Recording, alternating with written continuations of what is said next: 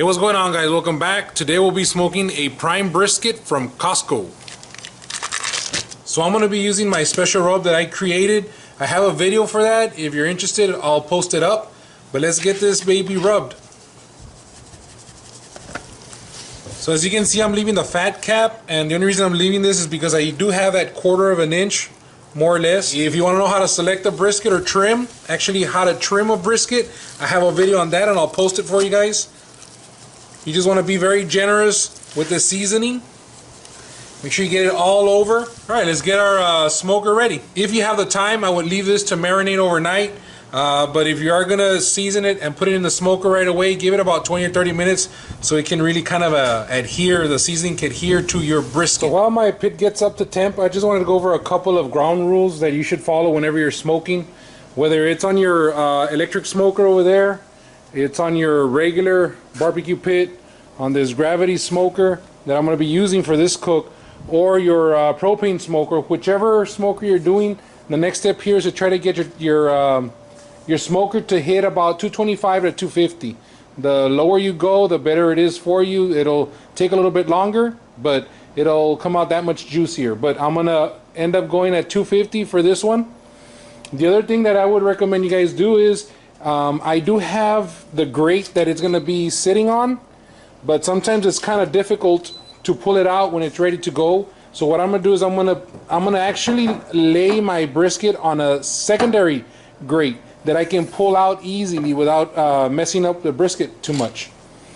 The other thing, before I continue, a lot of the products that you're gonna see here in my video, I have a link on the description below. If you are interested, they're primarily through Amazon. You can go ahead and click on that link and get the products that I'm using.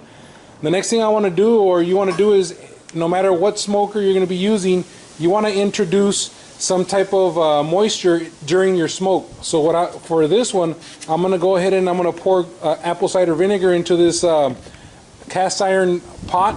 I'm going to fill it all the way to the top and check it every once in a while. Make sure that there's enough water.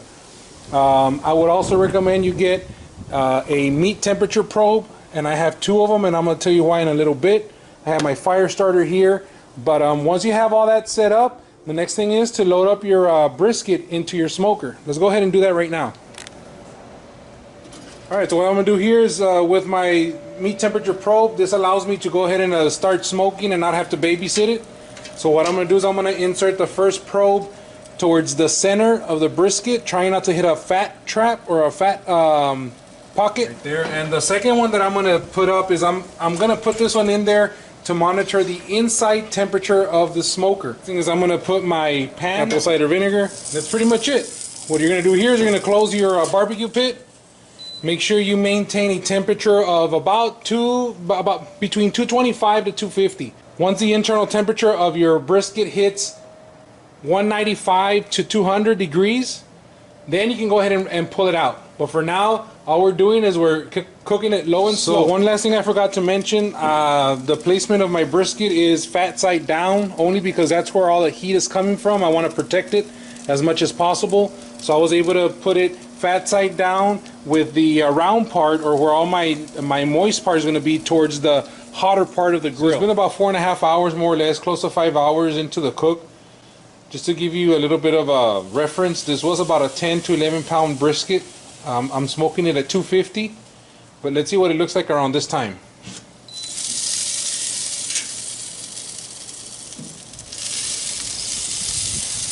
Alright, so you're starting to get a nice little color to it.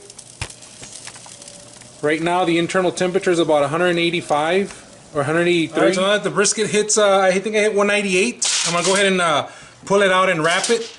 After this, you want to give it about 1.5 hours to 2 hours minimum to rest. So wrap and rest for about 2 hours. Check it out. And that's any indication of how tender this is going to be. Look at all those juices coming out of there. I do have a video on how to wrap.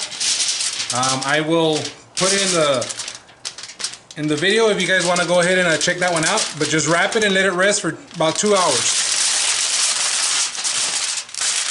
After you wrap it, you want to go ahead and put it in a cooler so it can rest. Alright, you guys have your gender reveals. Well, I have my brisket reveal. Let's see what this baby looks like after about 2.5 hours in the cooler resting. Alright, so there you go. It is a little on the dark side here. I had a little mishap when I came to check on the brisket in the morning. I had a little grease fire for about 1.5 minutes, so it's a little bit more burnt on the burnt ends, but I think all in all it came out pretty good.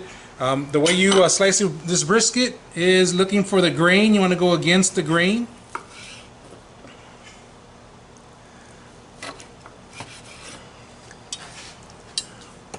Give you a better angle over here like this. Got a nice little smoke ring going on there.